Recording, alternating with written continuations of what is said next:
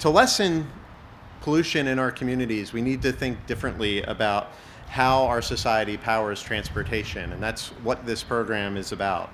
Increasing the necessary infrastructure for use of alternative fuels and incentivizing cleaner work vehicles and equipment can reduce emissions, meaning cleaner and healthier air for everyone. We're encouraging this transformation through the Driving PA Forward initiative with two main goals in mind: to improve air quality and public health, and to incentivize the transformation of the vehicle market to lower emitting vehicles and engines. We're doing this through grant and rebate programs funded by the $118 million settlement with Volkswagen Group of America.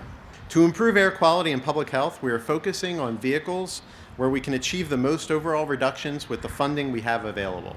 We want to encourage businesses to switch to cleaner alternatives such as CNG, propane, and electric, and be the driving force behind cleaner air in the Commonwealth. As a society, we have a collective responsibility to create conditions that allow all members of our community to live healthy lives. Through innovative grant programs such as this one, we are able to break down financial barriers to create healthy communities.